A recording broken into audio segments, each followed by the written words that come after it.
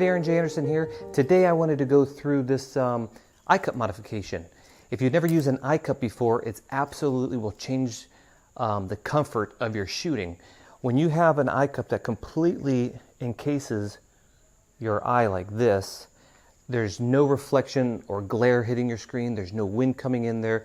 The light is the number one thing. It's quite amazing to have an EyeCup on here. Now, if you haven't seen some of my videos before, I am in Puerto Rico and I'm always sweating. It's very hot. But this EyeCup belongs to the camera I'm filming this on, the Panasonic G9, and this is the extended EyeCup that you can buy separately. So you're going to need one of those, maybe like 18 bucks. And then the Sony's EyeCup, you know, it comes off, of course. We're going to be destroying that in this modification. So you might want to order an extra backup so that if you don't like this modification or it doesn't work out or you want to sell your camera or whatever, you can, you know, have another EyeCup, the original one that goes on there. So keep that in mind. And this is really amazing to use. It's just so comfortable. And we're going to go to the computer now. I took photos of the process of me making this, or actually modifying it for the Sony A7 III. And if you have any questions, leave some comments. And let's get to the computer and I'll explain how I did it.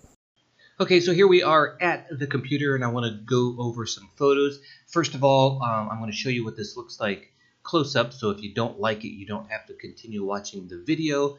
But just to give a quick reference here, this is the Panasonic G9 EyeCup that we're going to be attaching to the Sony A7 III. You can see the size different. It's a huge difference. And here they are right here. Now the cool thing is this circle here is bigger than the circle here. So if you do it right, you won't get anything cut off in the viewfinder. You can see it's a huge difference. And this for me, it makes night and day not to have any, and I mean no light comes in. See how small this is? Light coming in from all directions, and here it doesn't. Here's just another view. This is the before. And this is the after. So you can see it's a big difference. And this is a wide angle lens I'm using to take this, so it does look a little more awkward than it actually does. It works pretty good. This is the after, and here's the before. So you can see it's just a huge difference. And you could take this off. It's not stuck on there permanently, so that's a good thing. Here is the back of the Panasonic G9 EyeCup. What you're going to do is take out these three little screws, and we're going to get rid of this plate. Here's the plate right here. I just removed it and put it over here. We do not use this plate. And now what we need to do here is we need to take this rubber off. Now, like I said in the beginning, this is the original A7 III EyeCup that we are going to destroy. So you really ought to order a replacement before you do this, just in case you screw it up and then you're completely without an EyeCup. So this is how we take this off. This is just showing you the back here of that EyeCup. And if you don't know how to take the EyeCup off, all you do is push this one that way and that one that way. There's little springs in here and you just slide it up and off of the camera. Okay, so here's a little video of me taking it off. What you want to do is when you pull this rubber back, you're going to see there's little tabs here. Oh, I kind of missed it there.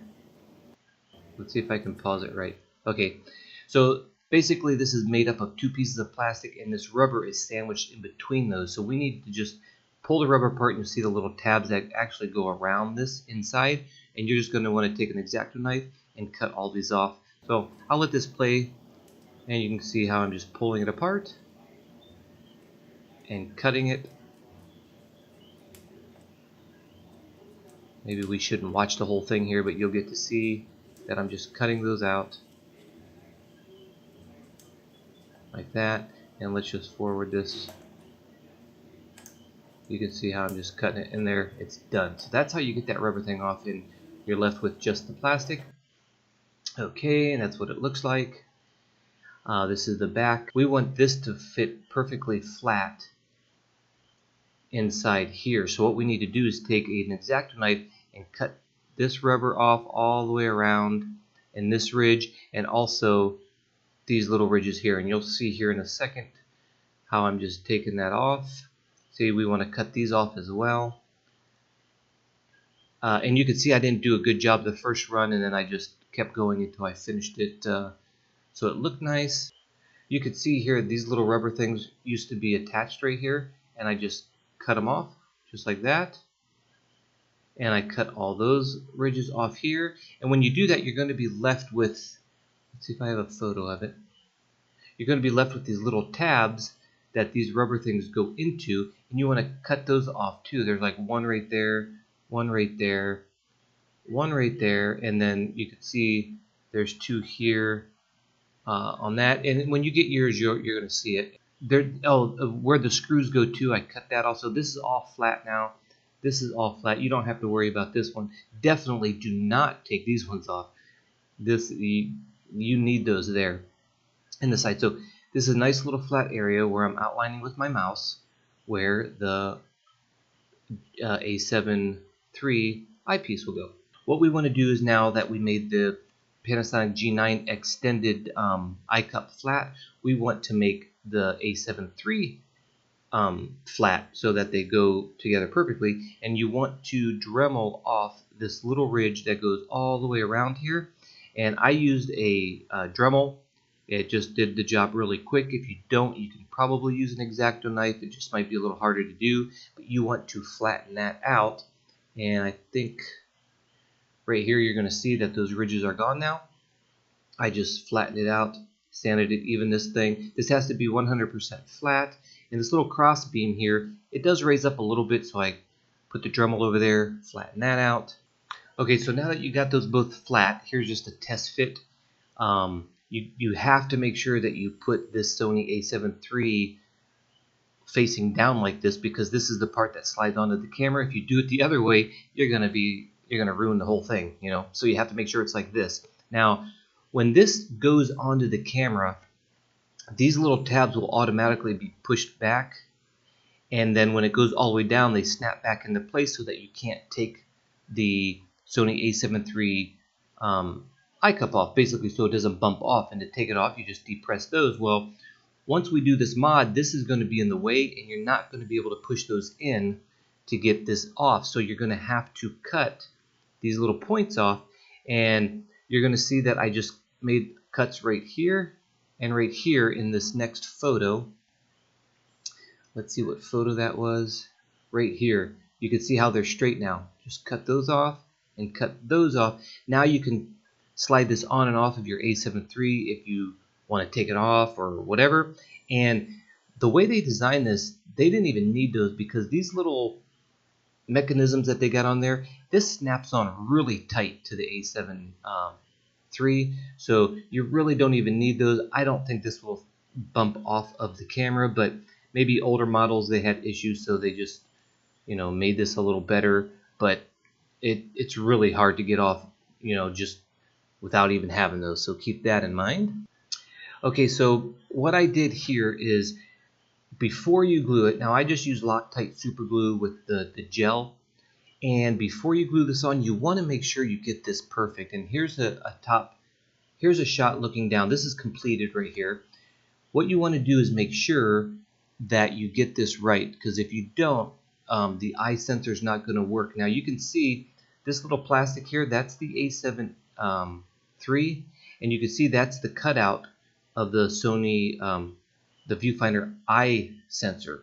So when you match your G9 up to this, make sure it looks just like that. I mean, I can't get any more clear than that. You can see that it just barely touches there, or, you know, kind of covers that in a way. And this bottom brace, which is right here on the Sony A7 III EyeCup, you can see that that is just almost showing there. So just make sure it looks like that before you glue this, because you will be out of luck if you glue it. So once you glue it in there, or even when you test fit it, I mean, this is like really, I mean, it's only a millimeter sticking out, which is absolutely fine. It doesn't create any issues at all.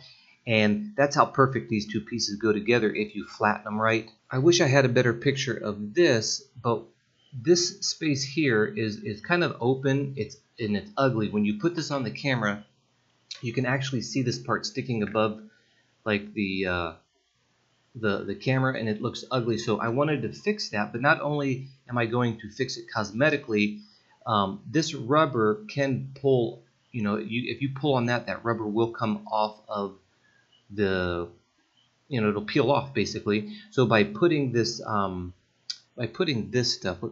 using this stuff, I got this at Home Depot. You basically take a little piece of part of the black putty and then the gray putty, and you mix them together to get a light gray, and it hardens within an hour.